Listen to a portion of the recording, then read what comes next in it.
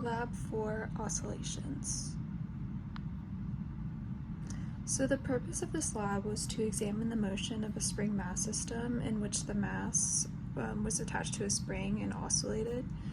And we did this to examine changes in energies, including kinetic energy, gravitational potential energy, spring potential, and the total energy of the system.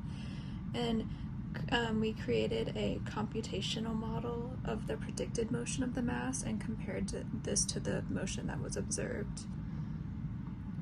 So the physics principles used were Newton's second law, which is the net force on the object, and applying the momentum versus change in time, and then also the velocity update and position update formulas in order to predict the motion of the mass, and then the energy principle, which is the change in energy of a system, delta E, equals the work done by the surroundings on the system, which is W surroundings, plus the thermal energy exchange between the system and the surroundings, Q.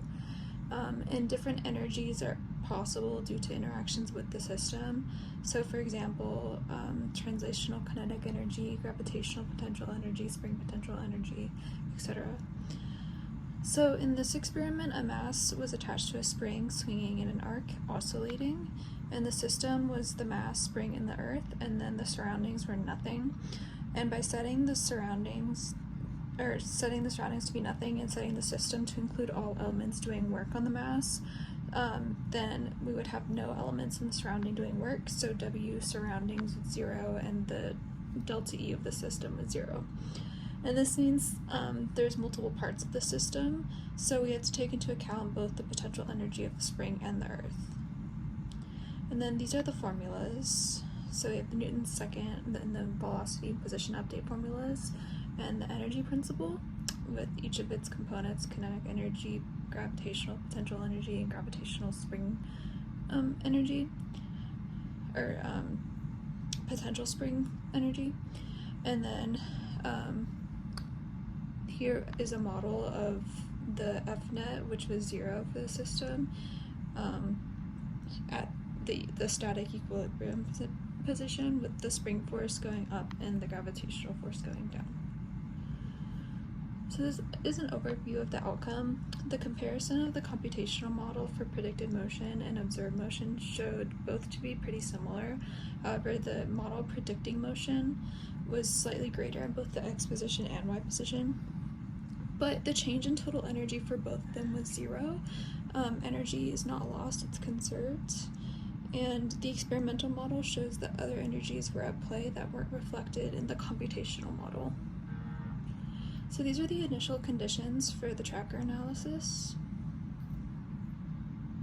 And then here is the code for the computational model. So on the left, you can see we have the components of the spring force, and then also all the components of the total energy, so kinetic energy, gravitational potential, gravitational spring, and then just adding them all together to get the total energy.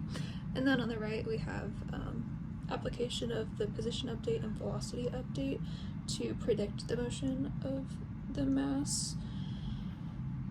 And then this is the computational model compared for the x position and the y position, and compared to the experiment, we can see that both the x position and the y position are slightly greater, but both are very similar.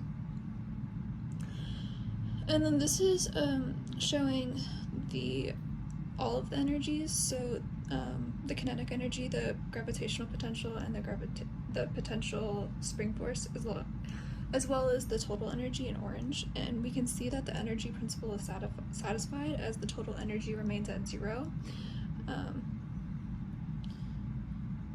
And then what does this mean? So estimates of oscillation periods. For an average of 5 oscillations, the model predicted 1.714 seconds for the x position and then 1.524 seconds for the y position.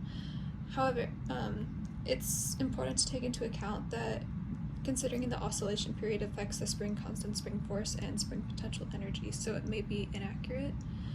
And then here's some possible sources of error. So the difference between oscillation periods may be due to errors such as drag force, and then other like human errors in collecting the data, such as the camera orientation, which may cause imprecise tracking of the x and y directions, and also like incorrect tracking of the center mass.